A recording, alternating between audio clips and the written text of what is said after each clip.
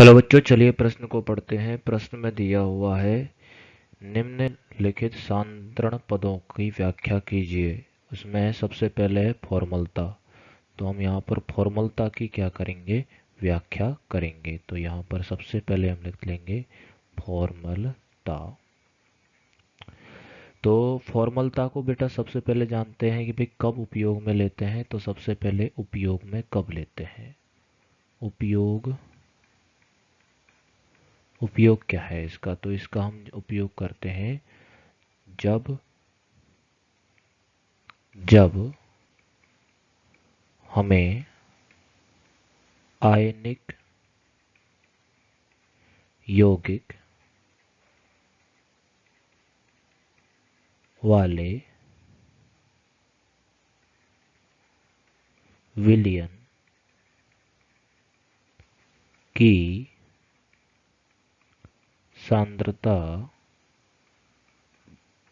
की गणना करनी होती है, तो फॉर्मलता का उपयोग किया जाता है। तो जब हमें आयनिक यौगिक दिया हुआ हो, यानी कि आयनिक यौगिक का विलयन दिया हुआ हो, तो उस केस में हम क्या करते हैं, फॉर्मलता का उपयोग करते हैं। अब जान लेते हैं बेटा फॉर्मलता का परिभाषा क्या है। ठीक है, तो हम यहाँ पर लिख देंगे परिभाषा। परिभाषा किस तरीके से इसको परिभाषित किया गया है ये देख लीजिए।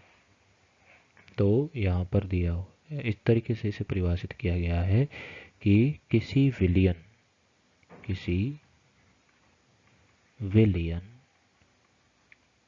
के 1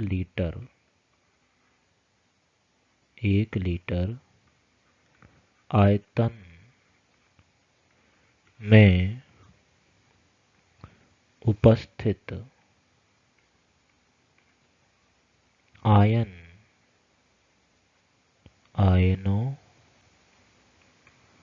के मोलों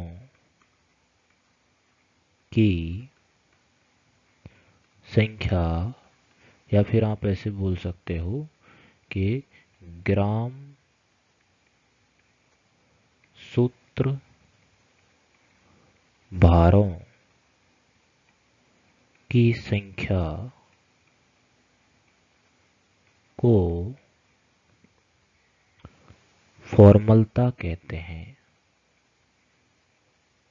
मैं लेता कहते हैं। ये बेटा उसी प्रकार से होती है जिस प्रकार से हमारी मोलरता होती है। लेकिन जब हमारे पास आयनिक यौगिक का विलयन होता है, तो उस केस में हम क्या करते हैं,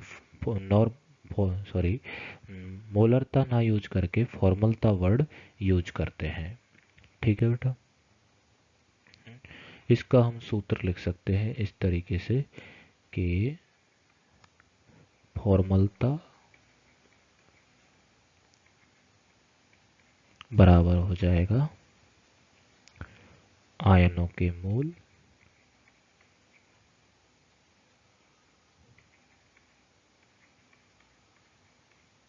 बटे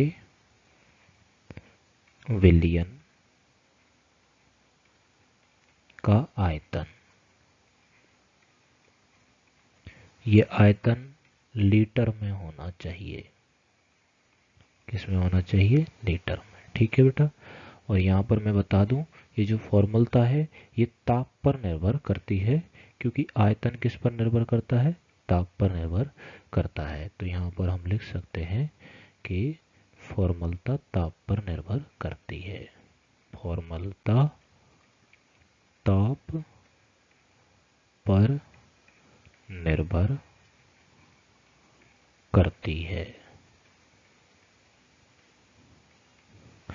आशा करता हूँ आपको यहाँ पर ये पूरा कंसेप्ट समझ में आया होगा। धन्यवाद।